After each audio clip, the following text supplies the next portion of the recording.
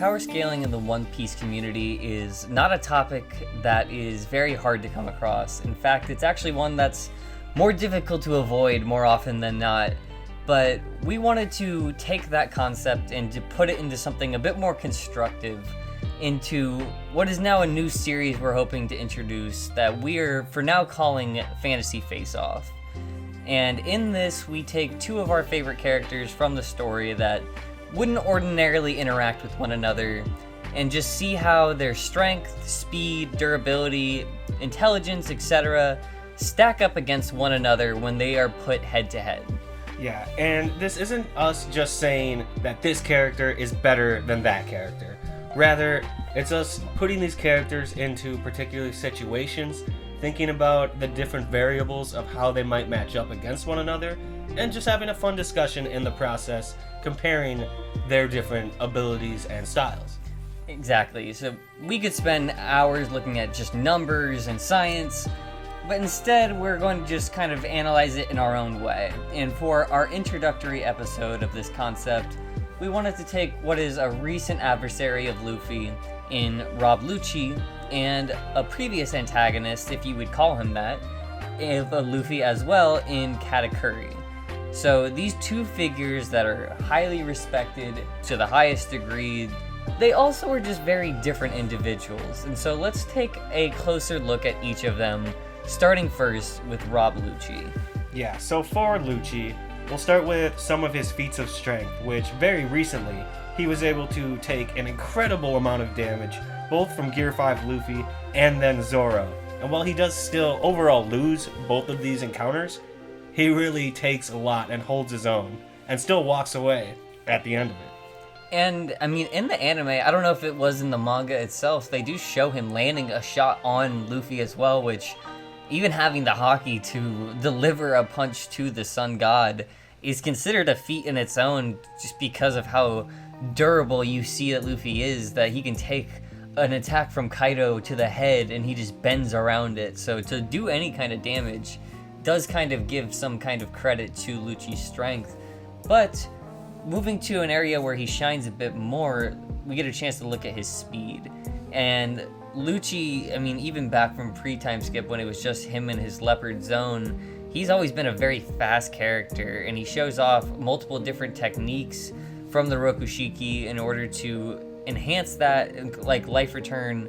But he's always just very fast, always thinking consistently on the go, making quick decisions, and that honestly helped him even keep up with Gear 5 again on Egghead. Yeah, it really did. I mean, he was moving faster than Luffy at first, but then we also get to just his endurance, which, again, the entirety of Egghead has just been a testament to his overall durability. He survived both Luffy and Zoro, absolutely pushing him to his limit. And then Jinbei coming in, fresh, like, ready for complete battle with one of his most impressive attacks. And still, again, gets knocked out of his awakened form, but still is standing even after all that. I mean, in terms of bounty, that is 1, 2, 3 of the Straw Hat Yonko crew, all attacking this man, and he is still conscious. So that is one of the best feats he probably has. But let's take another look at another aspect in terms of battle strategy. And we'll use a particular example because it's a good insight as to the kind of fighter that he is. When he was 13 years old and he was tasked with defusing that hostage situation with all the soldiers, he made the decision quickly to kill all of the hostages, so there's nothing to hold against them. He is a very swift, decisive decision maker, and while he can kind of get a bit tunnel visioned and bloodlust in the way that he thinks, his straightforward nature does make him a very difficult opponent for anybody because he's just relentless. Yes, he is. The only thing that holds him back, like you said, is his tendency to just kind of rush into things without thinking too much. Kaku has called him out a couple different times throughout the series, and even in Egghead specifically, about just charging in without actually thinking about the full stakes or plan that they had. And part of that might even be pride, but Lucci just does have a lot of things that mentally are more of his restraints. However, when it comes to his array of abilities, that is definitely not a limitation, as he has a lot of special techniques. First, look at the Sandai Rin Rokogen, or the extended range 6 king gun, which he has. It is the hidden form of the Rokushiki technique that you can only have by mastering all the others, and it's even upgraded in his awakened form. That's like his strongest attack. And I mean, beforehand, that was enough to pretty much just put Luffy on life support, but that was pre-time skip Luffy, only to gear 2nd and gear 3rd. He's come a long way, and it's likely he even has another technique we haven't seen. But we also have things like the Saimai Kikan, or the Kami Bushen life return, like I mentioned before, which really helps with his speed. He's just a very impressive fighter. He's demonstrated his ability to combine a lot of special techniques and fighting history and thinking on the fly, but he is restricted in some areas. He's not a character that has Conqueror's Haki, and it makes sense considering he's been abused and he's still run back to his masters over and over again, so not really the spirit of a conqueror, but he has some pretty impressive feats as a fighter. Yeah, and I mean, his victory over Luffy, and really the whole crew early in the story, was a good demonstration of just how ruthless and decisive he can be as a fighter. Really ready to just put the hammer down and have no mercy. But his actions on Egghead, of managing to at least take out Sentomaru without really any opposition, just was a testament to his speed. He came out of nowhere before Sentomaru could even see him. And then hold up, despite the overwhelming nature of back-to-back fights against the top 2 crew members of the Straw Hats, really shows that he still has a lot of potential and ability to withstand just about anything. Honestly, I did not think we would see Lucci to this kind of level when we left him in Enies Lobby. He's grown a lot to his own testament, and so that is kind of what we know about Lucci so far. Let's take a look at the opposite side in his opponent, being Katakuri. And just to preface it, there's a lot less examples for Katakuri to pull from because we've only really seen him in the one arc have the one fight, but even that gives us a fair amount to work with. And we can start again by looking at the feats of strength, because he took on a much stronger version of Luffy. Luffy now had Gear 4, he had Bound Man, Snake Man, a bunch of different techniques, and Katakuri was matching and overwhelming Gear 4 Bound Man using his own techniques most of the time, just to show that he could learn it that fast and do it better. So taking a greater power potency and overwhelming it is a pretty strong starter feat for Katakuri. Yeah, and then when you start to think of feats of speed, he was able to overwhelm Luffy's Snake Man Hawk Gatling. And with his foresight, he's really often able to think into the future and get ahead in the pace of the battle and really dictate how the entire thing plays out by knowing his opponent's next move before even they do.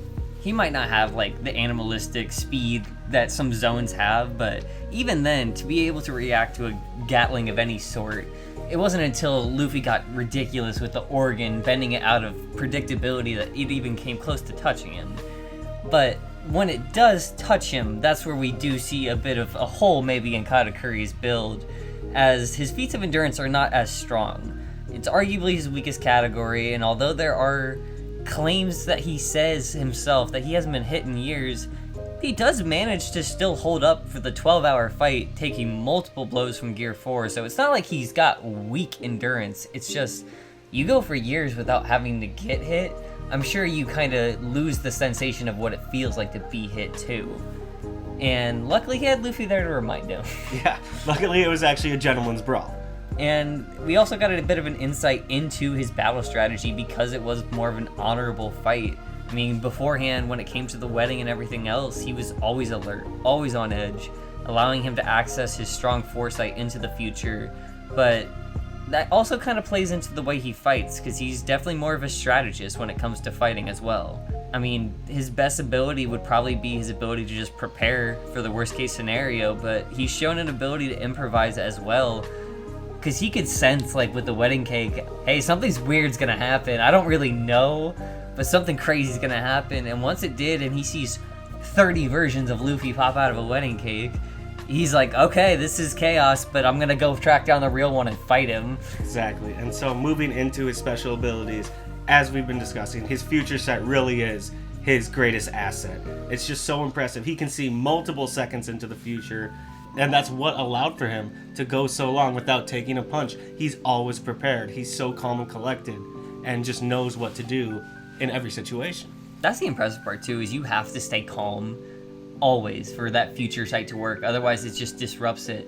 So he's like in the heat of battle. He has to figure it out in that moment. Cool as can be. And he also has another special ability in the fact that he is one of the few that is a Conqueror's Hockey user. There's a very limited list still. I mean, we get more and more, but to have someone of that power with that kind of personality to possess this ability, and as we learned in Wano, it can just be used to enhance all of your regular attacks as well. So having that access to that additional hockey ability is a huge bonus to anybody in that group. And then he's also got his special Paramecia Awakening, which is noticeably different from Zoan Awakenings and allows for him to have really a lot of control of his immediate environment, and almost similar to Gear 5, be able to shape it into his own creation. And when you look at that in his special awakening, we get a chance to see some of his greatest abilities, similar to how we looked at Lucci's. First with his Mochi Ginchaku, or the Mochi singing result. It's kind of his own version of the Hawk Gatling that he stole. It's the strongest that we see, but he has those donut rings in the sky, and then when he punches, there's like a dozen fists that come out at once. So it's like an upgraded version of what Luffy has. He has a very similar brawler's skill set to Luffy, and you can see how devastating just those punches could be, but I'm sure we haven't seen even more because, I mean, he didn't really feel like he gave his absolute all. It was definitely a back and forth gritty fight, but like, he still ended it on his terms. Felt like there was more in the tank. Right, and I think we can both agree that is truly his greatest feat as a fighter, is he lasted 12 hours, half a day, back and forth with Luffy, and like you said, ended on his own terms, on his own volition. He just decided, I'm tired, I need to take a nap, and I can respect that after half a day of fighting the craziness that is Luffy. And so with both of these analyzed, we wanted to first just kind of give our opinions on which we think has a bit of a stronger case in each category, and then we'll jump into just different situations of how these two might interact and how we think it would go. And so, starting with strength, I'm gonna have to say I think Katakuri has a bit of a stronger case. I think I agree with that because we've seen him be able to dish out more damage in response. Lucci can take it, but especially recently, it seems like he's a little outmatched in actually bringing the offensive as much as Katakuri already could. And it's not as though Lucci is not a scary character, as Sentomaru learned very quickly. He can be devastating. He almost took out Stussy as well. I mean, he's powerful, but Katakuri being able to overwhelm Gear 4 in his own power, using Luffy's skill set, essentially, just is an impressive feat, just kind of showing off how strong he is. However, Lucci kind of gets him back in terms of speed. Having the life return and the ability to adjust his body, rely on his zone in different forms of hybrid and all that, he has a lot more access to those speedy, different kind of changes of speed abilities. Right. Katakuri adapts to the opponent's pace of the fight, where Lucci really just tries to set it. He tries to get ahead with the attacks and move at a quicker pace. And even when he is into the heat of the fire, Lucci, again, to his credit, does seem to hold up in the endurance category as well, because, I mean, getting hit from the Sun God, the self-proclaimed King of Hell, and the Knight of the Sea in Jinbei, this dude should be dead. Yeah, no, he took a lot. And I mean, again, Jinbei came in fresh, no fight, like full force hit him. And he still was standing after all that. After taking a bunch of cuts from Zoro, nothing. It didn't drop him. And yes, I do think this one is close because Katakuri lasted 12 hours. That's a very impressive endurance as well. But just in terms of his ability to hold up, Lucci took more and still was standing at the end of it just as much as Katakuri. So I'd say this does go to him. Yeah, I mean, I think Katakuri might have just even been tired more than he was hurting at the end of their fight, too. Lucci was ready to keep going. Yeah, but to Katakuri's case, he does kind of steal our next category for us in terms of battle strategy, I mean, between his use of future sight and his consistently being prepared to just adapt to the craziest of situations, and then hold his own in that, on his own terms, this guy hasn't fought a battle we've seen that hasn't been on his own time in his own way. And that's a credit to his own ability to stay prepared for those situations. And as we mentioned before, Lucci does have a tendency to sometimes get caught up in the moment and make rash decisions. So it would just take one of those rash decisions for Katakuri to really get an upper hand on him. And sticking with Katakuri's camp, we're going to have to give him the next one as well when it comes to special abilities. I mean, having Conqueror's Haki alone might be enough to put him over the top in this category, but being able to see multiple seconds into the future is a huge advantage to a fight where with somebody that kind of does have a bit more of a straightforward fighting style. And I think he's going to have to clean sweep the final three because greatest feat as a fighter, I think I respect staying half a day in a fight and ending it on your terms to managing to survive getting your ass kicked. Yeah, I mean, he did hold his own more and for a ridiculous amount of time. So yeah, I would agree. Greatest feat goes to Katakuri. And so with that, we're going to kind of transition into our last part of this where first, let's give a simple hypothetical. If Katakuri were to attack Lucci, who do you think that would give the advantage to? And I think we both agree this likely would make for a more overall even fight because Katakuri is usually best when he's adapting. If he were the one to make the first attack, then Lucci would be the more comfortable one with the overall pace. Yeah, I could absolutely agree with that. Being put into a hands or a one-on-one like hands fight is definitely something Lucci's comfortable being a part of, or just being blindsided with a physical attack. That's not something he can't handle. However, if you were to go the other way around with Lucci attacking Kat, I think we also agree that this definitely plays more into Kat's strong suit of prep and ability to react. And seeing how straightforward driven Lucci can be when he has a directive in mind, I think this would honestly make it easier for Kat to kind of play around him. Yeah, and based off both their personalities, it also does seem like the more likely scenario that would play out. Oh, absolutely. He's just bloodthirsty half the time when it comes to Lucci. But that does take us to our last few questions. So, first of all, would environment even make a significant difference in a matchup like this? And if you're gonna ask me, honestly, I don't think it does. I think maybe certain ones with trees or different kinds of inclines and terrain might help something like Lucci with the zone ability to just move around, but again, with his awakening, Katakuri can just change the environment regardless, so I don't think wherever they fight makes a difference if he can just change it to whatever he needs it to be at his own whim. I agree. It would be very similar to Akainu and Kuzan, where it just comes down to who can overpower the other one in one more way than the other. Overall, where they're fighting, I don't think it would play much of a difference unless it was severely tipped in one's favor. I think we're both on the same page there. And so, if this battle were to occur 10 times, even if it were swapping who's attacking who, how often do you think each outcome would occur of Katakuri winning or Lucci winning? See, I'm going to be respectful here, and I'm going to say 6 times Katakuri, 4 times Lucci, just because he is the more calculated and strategic of the two. But I do think there would also be those times where Lucci would just absolutely overpower him, and, you know, he can keep taking damage. And so eventually he would wear him down and be able to steal a few victories. I'm actually going to give a similar answer, although I'm going to say it's this even split of 5 for once.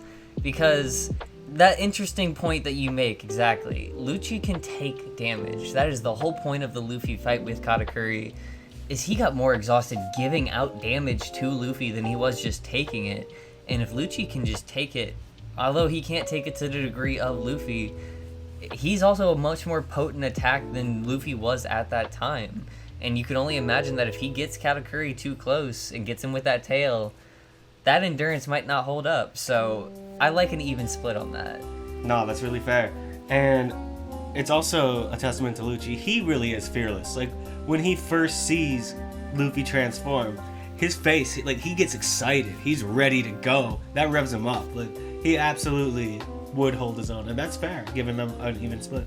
And so, if we are going to pick an ultimate winner, one fight, we just say it, who are you going to go with? Katakuri. I think I'm going to give the slight edge to Katakuri as well. Mostly just because you're right. I do think Lucci attacking Katakuri does play more into their kind of character and who they are as fighters in general. And I do think that gives Katakuri a bit of an advantage because when he's improvising, he's simply impressive to watch because he can easily manipulate a situation to his own advantage. And if he can control the environment, control his Conqueror's Haki, control his future sight, he can pretty much navigate that bloodlust that Lucci has and use it against him. And again, we've only really seen him once. I'm sure that he's picked up his game and also come a long way in his overall abilities since we saw him on Whole Cake. But you guys let us know in the comments, who do you think would walk away from this as the victor? And let us know why. Or if you feel like we're underestimating one side, let us know why you think that is. Let us know if you think this is a new, interesting series format that you'd want to see more of. Yeah, give us some suggestions of who you'd like to see face off next. And if you did, make sure to like the video, subscribe for more content like this in the future, and as always, be crew.